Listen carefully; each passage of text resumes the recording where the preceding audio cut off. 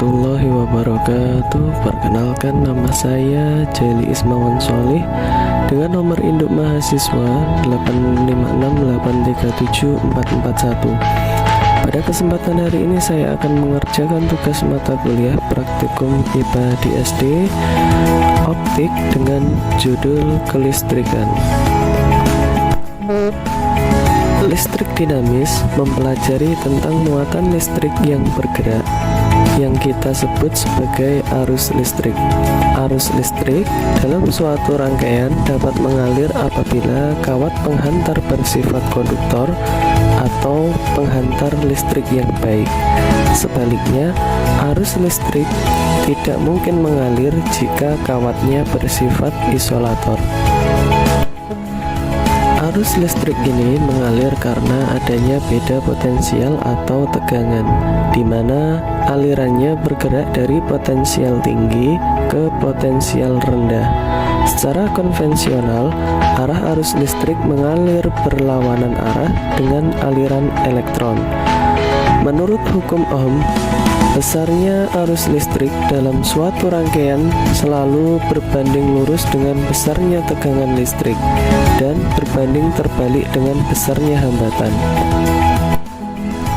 Tujuan dari percobaan ini yaitu yang pertama, menjelaskan aliran arus dalam suatu rangkaian listrik. Yang kedua, menjelaskan pengaruh tegangan terhadap suatu rangkaian. Alat dan bahan yang digunakan adalah sebagai berikut. Yang pertama, ada baterai sebanyak 3 buah, kemudian tali kabel yang tersambung dengan penjepit sebanyak 2 buah berwarna merah dan hitam, kemudian lampu 1 buah, dan berbagai bahan uji untuk konduktor dan isolator seperti kawat tembaga, sendok perak, kayu, kertas, air keran, dan air garam. Langkah percobaan, susunlah 3 buah baterai secara berurutan. Hubungkanlah kabel merah pada kutub plus dan kabel hitam pada kutub min. Salah satu ujung kabel merah dipasang bola lampu. Jika lampu menyala, menandakan adanya aliran arus listrik. Pertama, kawat besi. Ternyata lampu menyala, menandakan bahwa kawat besi dapat menghantarkan listrik atau bersifat konduktor. Yang kedua, kawat tembaga. Pada kawat tembaga ternyata lampunya juga menyala karena kawat tembaga dapat menghantarkan listrik atau bersifat konduktor. Yang ketiga, sendok perak. Pada sendok perak ternyata lampunya juga menyala karena sendok perak dapat menghantarkan listrik atau bersifat konduktor. Yang keempat, kayu.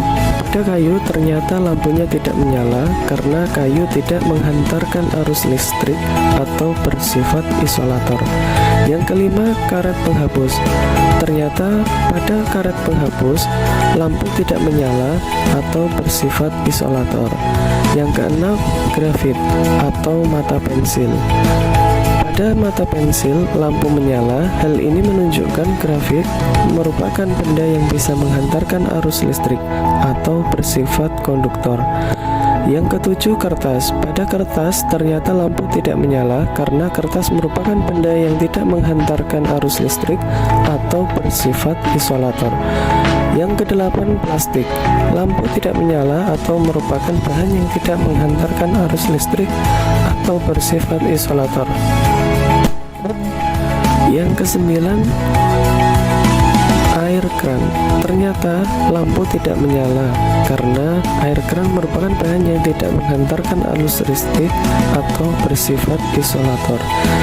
Yang ke-10, air garam. Pada air garam ternyata lampunya menyala, artinya air yang bercampur garam dapat menghantarkan arus listrik. Jadi air garam juga bersifat konduktor. Kesimpulannya, agar arus listrik mengalir, kita memerlukan kawat penghantar yang bersifat konduktor. Bahan yang menghantarkan arus listrik dinamakan konduktor, sedangkan yang tidak menghantarkan arus listrik dinamakan isolator. Dari hasil percobaan, bahan yang termasuk konduktor adalah kawat besi, tembaga, sendok, grafit, air garam. Sedangkan kayu, karet penghapus, kertas plastik, dan air keran termasuk isolator. Yang kedua, percobaan tegangan listrik. Percobaan pertama, buatlah rangkaian seperti berikut. Sambungkan pada baterai Amati apakah lampunya menyala. Ternyata hasilnya lampunya tidak menyala karena kedua ujung kabelnya sama-sama berada di muatan positif, sehingga rangkaian tersebut tidak ada tegangan listriknya. Percobaan kedua, buatlah rangkaian seperti berikut. Kemudian tempelkan ujung kabel positif dan negatif, amati hasilnya.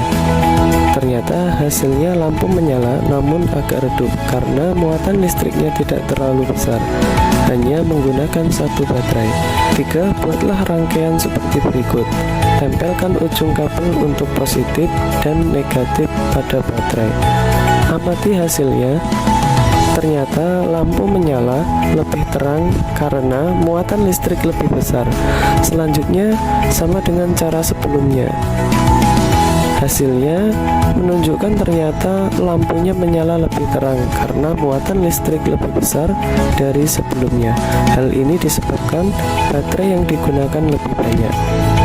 Kesimpulannya adalah tegangan listrik adalah beda potensial yang menyebabkan arus listrik mengalir dari potensial tinggi ke potensial rendah. Semakin besar tegangan, semakin besar arus yang mengalir dan semakin kuat efek yang ditimbulkan oleh rangkaian tersebut. Contohnya, semakin banyak baterai yang digunakan, maka akan semakin cerah cahaya yang dihasilkan oleh lampu.